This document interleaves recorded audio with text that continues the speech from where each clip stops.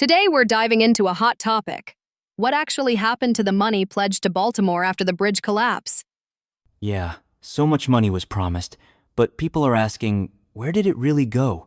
Was it used for rebuilding, or did it get stuck in bureaucracy? That's the big question. After the Francis Scott Key Bridge collapsed, federal and state leaders rushed to promise support.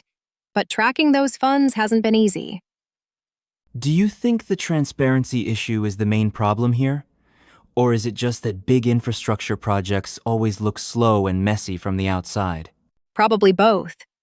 But in Baltimore's case, there's frustration because the community expected immediate relief and clear updates, but got vague answers instead.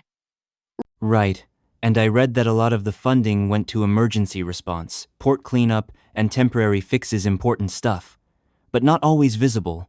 Exactly. And some funds are still tied up in approval processes. It's like waiting for a pizza you ordered last week. It's coming, but you don't know when.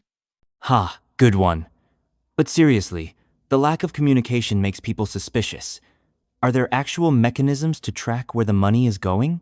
There are, but they're not always easy for the public to access or understand. Lots of reports, but not much clarity. That's tough. And meanwhile, local businesses and workers are in limbo, waiting for the promised support to reach them. Some say the government's focus has been on big contracts and logistics, not so much on helping small businesses and workers directly affected. That disconnect can really damage trust. If people don't see results, they assume the worst. True. It raises the question, should there be a more transparent, maybe even real-time tracking system for disaster relief funds? I think so. Even a simple dashboard would help. It's not just about numbers, it's about showing people real progress. Absolutely. Otherwise, the pledges start to feel like empty promises, and communities lose faith. So, for Baltimore and cities everywhere, maybe the lesson is, don't just promise the money, show where it goes, every step of the way. Great point.